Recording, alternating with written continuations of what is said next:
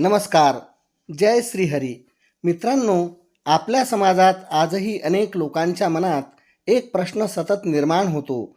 जर एखाद्या व्यक्तीला पुत्र नसेल आणि फक्त कन्या संतान असेल तर मृत्यूनंतर त्याला सद्गती मिळते का? श्राद्ध कोण करेल? गरुड पुराणात मुलीबद्दल काय सांगितलं आहे? मोक्षासाठी पुत्र आवश्यक आहे का? या प्रश्नामुळे अनेक मातापिता आयुष्यभर चिंतेत राहतात. परंतु खरोखरच गरुड पुराणात असे लिहिले आहे का की फक्त पुत्रच उद्धार करू शकतो, की हा समाजात पसरलेला गैरसमज आहे? आजच्या या व्हिडिओमध्ये आपण गरुड पुराण, धर्मशास्त्र, स्मृती ग्रंथ आणि सनातन परंपरेच्या आधारावर या विषयाचे सखोल विश्लेषण करणार आहोत. हा व्हिडिओ शेवटपर्यंत जरूर पहा, कारण शेवटी मी एक अत्यंत महत्त्वाची गोष्ट सांगणार आहे जी प्रत्येक आईवडिलांनी जाणून घेतली पाहिजे. पुत्राला इतके महत्त्व का दिले गेले? प्राचीन काळात संयुक्त कुटुंब व्यवस्था होती. घरातील धार्मिक कर्म, शेती, कुटुंबाचा सांभाळ आणि वंशपरंपरा ही मुख्यतः मुलाकडे असायची. यामुळे पुत्र या शब्दाला विशेष महत्त्व प्राप्त झाले. धर्मशास्त्रात पुत्र या शब्दाला अर्थ सांगितला आहे. पू म्हणजे नरक, त्र म्हणजे तारून नेणारा. जो आपल्या पूर्वजांना पितृऋणातून मुक्त करतो त्याला पुत्र असे म्हणतात. याच कारणामुळे अनेक लोकांनी असा अर्थ लावला की मोक्षासाठी फक्त मुलगाच आवश्यक आहे.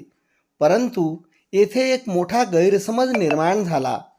धर्मग्रंथामध्ये कुठेही असे स्पष्टपणे सांगितलेले नाही की मुलगी असल्यास आई वडिलांना सद्गती मिळत नाही. सनातन धर्मात कर्माला सर्वाधिक महत्त्व आहे. भगवद्गीतेत भगवान श्रीकृष्ण सांगतात, प्रत्येक जीव आपल्या कर्मानुसार फळ भोगतो. म्हणूनच मोक्षाचे कारण मुलगा नसून स्वतःची सत्कर्मे, भक्ती, दान, जप आणि ईश्वर भक्ती आहेत. गरुड पुराण काय सांगते?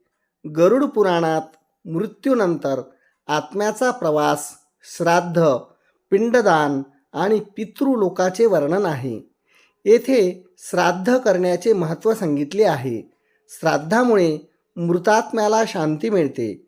परंतु गरुड पुराणात असे कुठेही स्पष्ट विधान नाही की फक्त मुलगाच श्राद्ध करू शकतो. काळानुसार अनेक धर्माचार्यांनी स्पष्ट केले आहे की जर पुत्र नसेल तर इतर योग्य नातेवाईक, दत्तक पुत्र किंवा आवश्यक परिस्थितीत कन्यासुद्धा धार्मिक विधी करू शकते. आज अनेक विद्वान, वेदपाठी ब्राह्मणही सांगतात की परिस्थितीनुसार कन्येला श्राद्ध किंवा अंत्यसंस्कार करण्याचा अधिकार आहे. कारण धर्माचा मूळ हेतू आत्म्याच्या कल्याणाचा आहे. भावना, श्रद्धा आणि निष्ठा या सर्वात महत्त्वाच्या आहेत. फक्त कन्या असलेल्या आईवडिलांनी काय करावे? जर तुमच्या घरी मुलगा नसेल आणि फक्त मुलगी असेल तर घाबरण्याचे काहीच कारण नाही. तुम्ही आयुष्यभर खालील गोष्टी अवश्य करा. भगवान विष्णू आणि शिव यांची उपासना करा. दररोज गीता किंवा विष्णू सहस्त्रनामाचे पठण करा. एकादशीचे पालन करा. पितृपक्षात तर्पण करा. गोदान, अन्नदान आणि गरजूंना मदत करा.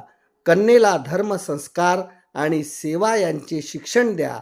जर कन्या श्रद्धेने आई वडिलांची सेवा करत असेल तर ती स्वतःच मोठे पुण्य कमावते. अनेक पुराणांमध्ये कन्यादान, कन्येचा सन्मान आणि स्त्री पूजेचे मोठे महत्त्व सांगितले आहे. जिथे स्त्रियांचा सन्मान होतो तिथे देवतांचा वास असतो असे धर्मशास्त्र सांगते. म्हणून कन्येला कमी समजणे हे धर्माचे तत्व नाही.